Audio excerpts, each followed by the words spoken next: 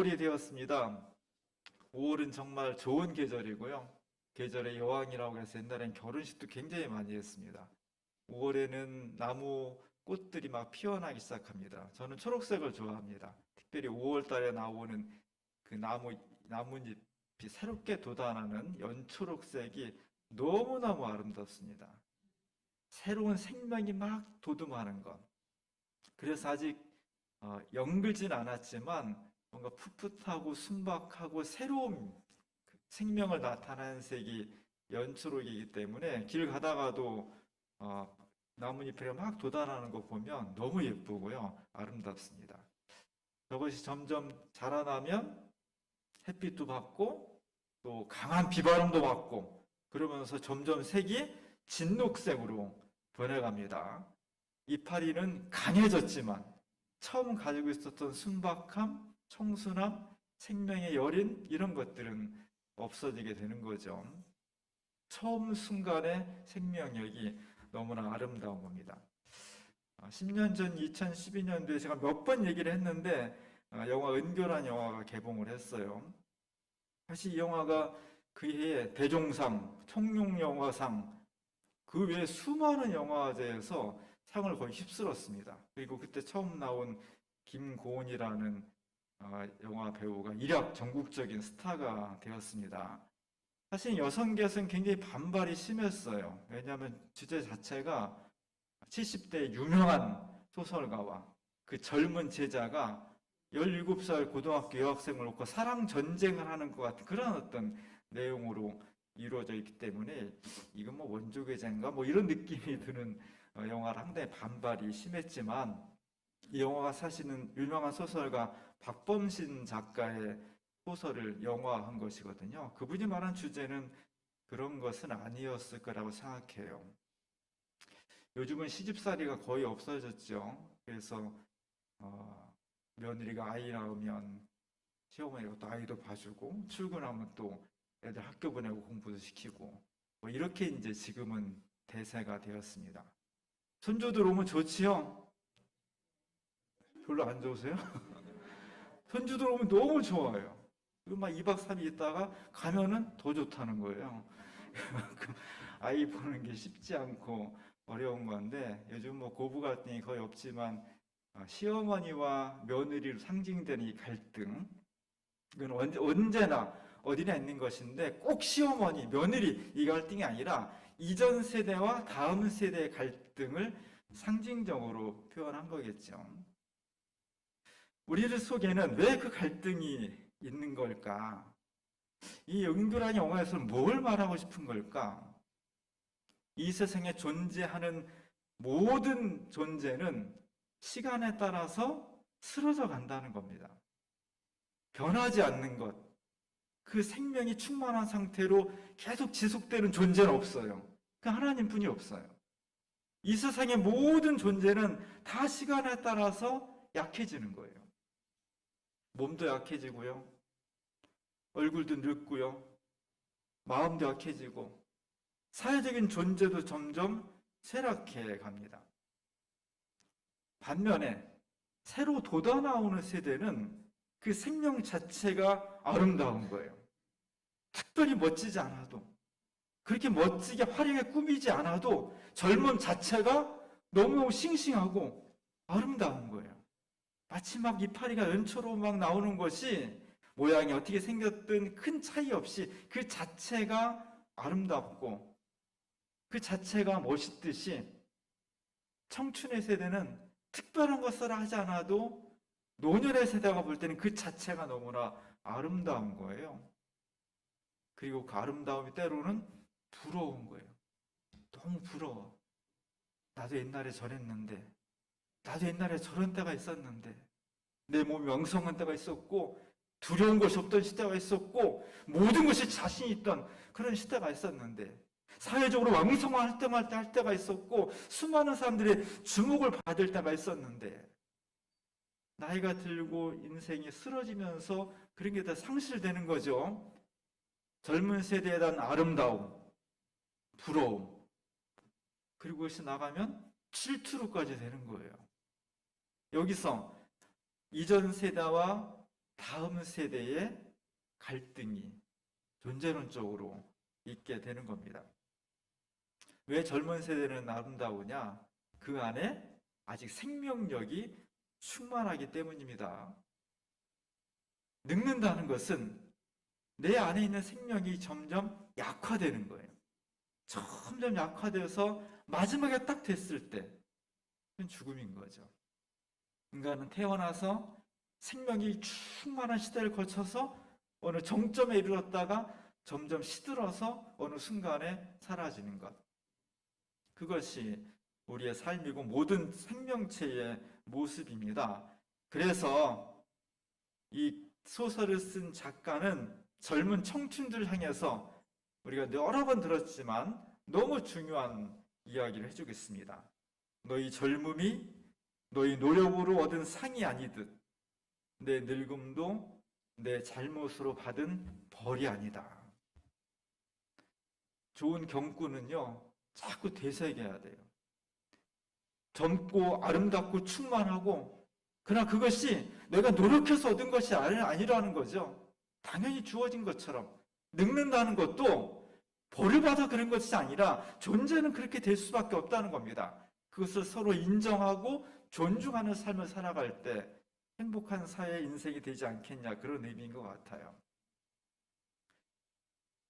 우리 오늘 살아가면서 희망도 갖고 또 때로는 낙심도 하게 됩니다. 저희 교회 옆에 요양원이 있어요. 다 보셨죠? 성남 요양원. 우리 교회와는 전혀 상관이 없는데요. 이웃이에요.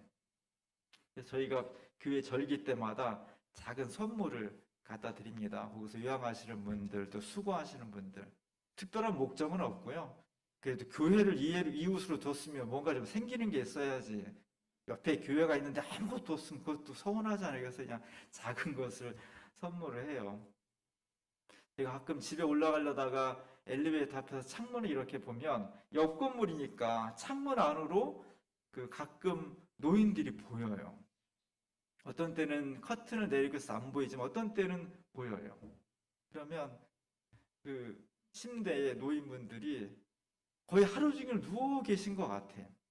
근데 그 보면 팔과 다리가 너무 앙상한 거예요. 진짜 뼈에다가 가죽만 얹어놓은 것 같은 그런 모습을 보면 보면서 참 마음이 아파요. 저분들도 한때는 두 발로 열심히 다녔을 거고요. 자녀들을 위해서, 자신을 위해서 힘차게 노동했을 거고요. 친구들하고 사람들하고 막 수다 떨고 여행하고 재밌게 살으셨을 거예요. 근데 어느 순간이 오니까 모든 것이 다 정지되고 작은 침대 위에서 하루를 맞이하고 몸은 정말 살아있다곤 하나 왕성한 생명력이 있지 않은 그런 아픈 마음을 가지고 있습니다. 그런 거 보면 어쨌든 늙는 것 자체가 참 슬픔이로구나. 그 안에 슬픔이 있구나. 다시 한번 절감하게 돼요. 제가 주보에 사진 하나 실었습니다. 요새 제일 잘 나가는 어플리케이션 중에 하나가 페이스앱이라는 건데요. 얼굴을 만들어주는 거예요. 젊은 얼굴을 지금 너무나 멋지고 예쁘고 막 생명이 충만한 그런 얼굴들이지만 그것이 10년 후, 20년 후, 30년이 지나가면서 어떻게 변할 것인지를 인공지능이 이제 쭉 따라가면서 해주는 거지. 꼭 맞지는 않겠지만 사람의 얼굴은 상황과 또 시기에 따라서 어떻게 달라질지 변수가 많은 거지. 그러나 대체적으로 이렇게 변하지 않겠느냐 하는 겁니다. 세계적인 그 해리포터 시리즈에 다니엘 레드클리프라는 남자 주인공이 있습니다. 소년이죠. 정말 꽃미남이에요. 그런 사람도 30년, 40년이 지났을 때는 그렇게 변할 거다. 노인의 얼굴 변하기 당연하죠. 뭐가 제일 크겠어요? 피부가 노화가 오는 거예요. 피부의 노화는 뭐예요?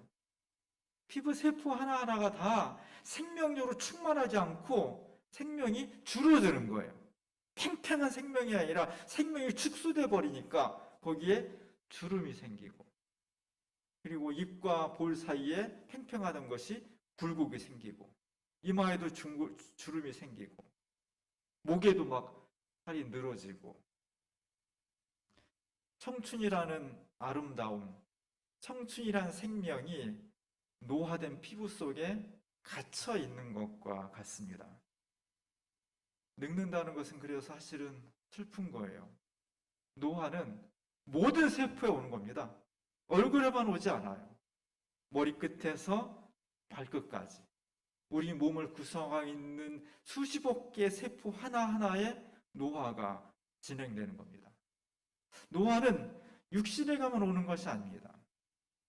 정신적으로, 마음에도 노화가 와요. 저도 요즘 진짜 이름이 기억이 안 나가지고 제가 이름 기억해야 될 이름이 하나 이제 며칠 동안 지금 고민하고 있어요. 생각이 안 나요. 가까운 사람인데 생각이 안 나요. 기억력에 노화가 오는 거예요. 판단력에도 노화가 옵니다. 생명이 충만할 때는 바르게 판단하는데 나이가 들면 판단력이 흐려져 버려요. 자신감에도 노화가 와. 옛날에는 막 두려운 거 접었는데 이제 모든 거 하게 되면 주저주저해.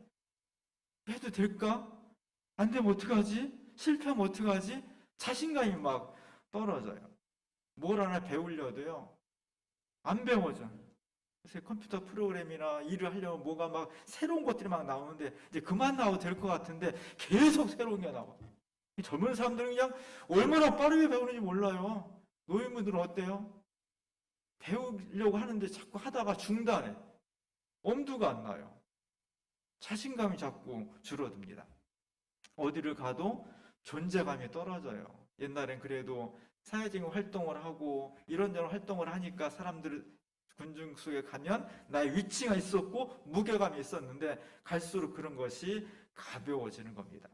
사람들의 눈길도 무심해져요. 멋지고 아름다운 청춘은 눈길을 막 가는데요. 보라고 하지 않아도 막 자동으로 보는데요. 노인분들은 잘 쳐다보지도 않게 돼요. 삶에 대한 의욕도 상실되게 됩니다. 그래서 늙는 것은 사실은요, 서럽고요, 슬프고요, 고통스럽습니다. 오늘 본문에 보니까 사도 바울이 그런 얘기하고 있어요. 그러므로 우리가 낙심하지 아니하노니 우리의 겉사람은 낡아지나 우리의 속사람은 날로 새로워지도다. 그러므로 우리가 낙심하지 아니한다. 왜 이런 얘기를 했을까요? 사도 바울이 살던 2000년 전에 유대와 그리스 로마 사회에도 낙심하는 사람들이 많았다는 거예요. 뭐 때문에 낙심해? 이 너무나 아름답고 너무나 소중한 젊음을, 청춘을 계속 유지하고 싶은데 아무리 뛰어난 사람도, 아무리 권력과 부를 가지고 있는 사람도, 아무리 공부를 많이 하고 아무리 체력 단련해도 시간이 지나면 인간이란 존재가 쓰러지더라. 아무도 이것을 막을 수 없더라. 여기에서 사람들이 절망하는 거예요. 나의 희망이 클수록, 그런데 현실은 그렇게 따라주지 않을 때 낙심하는 거예요. 여기에 대해서 오늘 사도 바울이 우리 누굽니까? 예수 믿는 사람들은 낙심하지 않는다는 겁니다. 세상 사람들은 낙심하는데 우리는 낙심하지 않는다는 거예요. 이 난감한 문제를 기독교는 예수 그리스도 우리에게 해답의 길을 주셨다는 것입니다. 그것은 새로운 희망을 불러일으키는 것이고요. 육신으로 볼 수 없는 새로운 존재의 거듭남에 대해서 사도 바울이 우리에게 가르침을 주었고 그것을 받아들이는 사람마다 절망에 빠지지 않고 스스로 낙심을 이겨내서 새로운 삶의 생명력을 충만하게 가지게 되었다. 이 복음이 오늘 우리 것이 될 수 있기를 원합니다. 속사람이 새로워지는 삶을 어떻게 살 수 있을까? 어떤 사람이 요즘 국어 교과서를 보면서 옛날에 비해서 국어 교과서가 너무 실용적인 글들로 많이 채워져 있다. 옛날에는 명문장들의 글이 있었는데 지금 명문장의 글이 없다는 거예요. 없지는 않지만 훨씬 줄어들었다는 거예요. 제가 고등학교 때 많이 읽었던 수필 중에 우리 다 알죠? 제가 몇 번 또 인용을 했습니다. 안톤 슈낙의 우리를 슬프게 하는 것들이라는 수필이 있어요. 저는 가끔 이 수필을 꺼내 읽어봐요. 그게 길지 않아가지고요. 쭉 한번 읽어보면 좋습니다. 사실 고등학교 때나 젊었을 때는 문장이 어려워서가 아니라 문장 자체를 이해 못해서가 아니라 그 속에 담긴 절절한 어떤 감성들을 내가 100% 느끼지 못했던 것 같아요. 알긴 아는데 그 문장이 무슨 뜻인지는 아는데 그것이 내 삶으로 이렇게 파고 들어오지는 않았던 것 같아요. 근데 이제 나이를 먹으면서 해마다 읽을 때마다 느낌이 새로워져요. 제가 여러 번 인용했지만 다시 이 문장이 제가 좋아해요. 공동묘지를 지나갈 때 그리하여 문득 여기 15세 어린 나이로 세상을 떠난 소녀 클라라 잠들다 라고 쓴 묘비명을 읽을 때 아, 그녀는 어렸을 적에 나의 단짝 친구였지. 15살에 죽은 자기 친구의 묘비명을 볼 때 슬픔이 다가온다는 거죠. 인생은 내게 주어진 생명의 시간은 정해진 게 없습니다. 15살로 죽을 수 있는 거고요. 오래 살 수도 있지만 그것이 인생의 본질이라는 것. 그 앞에서 우리가 숙연해지고 슬픔을 느낄 수밖에 없다는 것. 또 정말 어버이 주일을 맞이해서 제가 새롭게 써 있는 문장을 보았습니다. 안토 슈냉이 이런 얘기를 해요.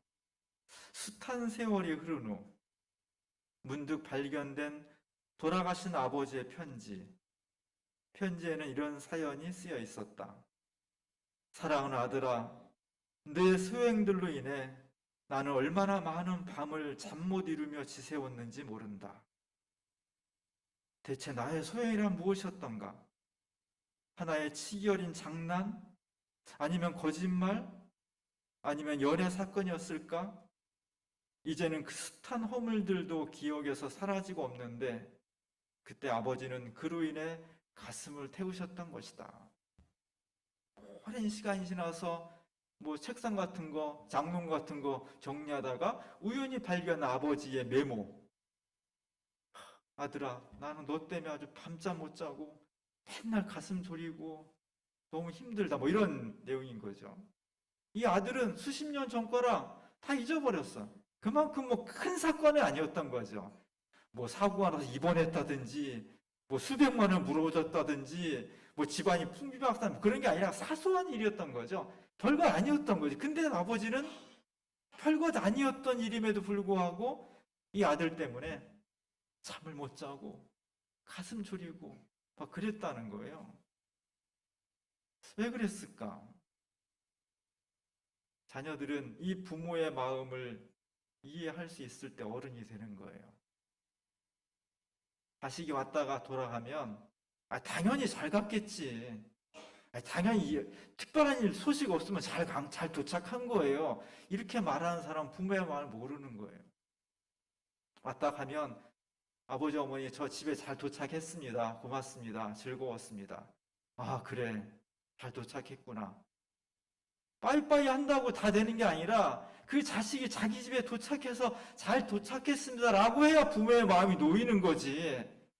왜 그것 때문에 불안? 내가 운전 무슨 초보입니까? 베스트 드라이버인데 걱정하지 마세요. 이런 사람은 인생이 뭔지를 모르는 거예요. 부모의 마음을 모르는 거예요. 이 마음을 알 수 있을 때 사람은 비로소 그때 어른이 되는 겁니다. 저도 사람을 볼 때 내면을 보려고 노력을 많이 해요. 겉모양이 뭐 노년이다, 또는 가난하다, 또는 질병에 걸렸다, 장애가 있다, 사회적 지위가 별로 없다, 못생겼다, 뭐 이런 거 안 보고 정말로 그 사람의 내면, 하나님 앞에서 저 사람이 어떤 모습일까, 그 속에 담긴 어떤 순수함이라든지 인간성이라든지 열정이라든지 사랑하는 마음, 헌신하는 마음, 이것을 보려고 노력을 해요. 내 눈으로 보여지는 사람 그 모습으로 판단하는 것이 아니라 하나님께서 저 사람을 보실 때 어떻게 판단하실까? 그걸 자꾸 느끼려고 노력을 합니다. 오늘 사도 바울이 4장 16절에서 속사람은 날로 새로워진다. 수많은 사람들이 겉모습을 통해서 절망하고 낙심하고 자기 스스로 막 움츠러들고 슬픔과 고통 속에 잠기는데 그 사람들과 시대를 향해서 오늘 사도 바울이 던지는 것은 속사람은 날로 새로워진다는 거예요. 우리가 하나님처럼 영원히 살 수는 없지만 내 시간과 내 몸과 내 정신적인 것이 청춘에서 머물렀으면 좋겠는데 그럴 수는 없지만, 그래서 설 수 없이 몸과 마음이 정신이 쓰러져 갈 수밖에 없지만, 그럼에도 불구하고 우리는 하나님 앞에서 속사람이 날로 새로워지고 있다. 그것 때문에 우리는 희망할 수 있고, 우리는 용기를 낼 수 있고, 우리 스스로 감사하면서 행복할 수 있다는 말씀을 전하고 있는 겁니다. 이것을 받아들이면서 이게 무슨 말이야? 뭐 글쎄 그럴 수 있겠어? 그런 것이 아니라 정말 나도 그렇게 한번 살아봐야지. 그렇게 받아들이고 사는 사람들의 공통적인 고백이 맞는다는 거예요. 내가 정말 겉사람은 쓰러져서 슬플 수밖에 없지만 내 속에 정말 예수 그리스도를 모시고 그분과 함께 살아가니까 새 생명이 막 돋아나는 것처럼 삶을 살더라. 왜 그렇게 되느냐? 하나님은 우리를 창조하신 분이고 그 창조는 곧 생명이기 때문입니다. 우리가 쓰러진다는 것은 생명이 점점 약화되고 나중에 소진되는 것인데, 하나님의 창조주 하나님을 내가 모시고 산다는 것은 생명의 에너지를 품고 사는 거예요. 생명의 에너지를 품고 사는 사람은 어떤 상황에서도 쓰러지지 않고 새롭게 돋아나는 겁니다. 예수 그리스도가 죽음의 공간에서 3일 동안 있었지만 거기에 갇히지 않고 새롭게 부활하셨다는 것이 복음의 핵심이잖아요. 그 부활을 어떻게 살 거냐? 죽어서 천당 가는 것도 부활하는 거지만 오늘 내 삶 속에서 생명의 주인이시고 나를 창조하신 내 생명의 근원이신 하나님을 내 삶 속에 모시고 그 생명의 주인과 함께 한 걸음 한 걸음 살아간다면 우리의 겉사람은 자연의 법칙에 따라서 쓰러질 수밖에 없지만, 그래서 많은 사람들이 낙심할 수밖에 없지만, 우리는 그 속에서 새로운 삶의 의미를, 새로워진 나를, 하나님 앞에서 거듭나고 부활한 나를 느끼며 그 삶을 살아갈 수가 있다는 것입니다. 오늘 우리에게 주시는 하나님의 은혜, 우리의 부모님 주신 은혜를 정말로 감사드리고요. 우리 교회도 어른 세대를 진심으로 존경하고 사랑하고 아낄 수 있는 그런 교회가 됐으면 좋겠습니다. 우리의 겉사람은 쓰러질 수밖에 없어 슬프지만 하나님께서 창조하신 속사람의 새로움을 통해서 감사와 기쁨과 행복이 넘치는 삶, 가정, 교회, 우리 사회가 될 수 있기를 주님의 이름으로 간절히 축원합니다. 기도하겠습니다. 은혜로우신 하나님, 하나님께서 우리에게 부모님을 주셔서 너무 고맙습니다. 하나님께서 우리에게 생명을 채워주셔서 고맙습니다. 시간이 지날수록 모든 사람들은, 모든 존재는, 모든 세대는 약해지고 생명이 줄어들고 쓰러질 수밖에 없어서 슬프지만 하나님께서 우리에게 부활의 약속을 주셨고 창조주 생명의 주인이신 하나님과 함께 살면 우리가 속사람의 날로 새로워진다는 약속을 주셨습니다. 이 약속 간직하면서 믿음으로 우리 자신과 우리의 가정과 교회와 사회를 생명의 새로움으로 채워나가는 우리 모두가 될 수 있도록 인도하여 주옵소서. 예수님의 이름으로 감사하며 기도합니다. 아멘.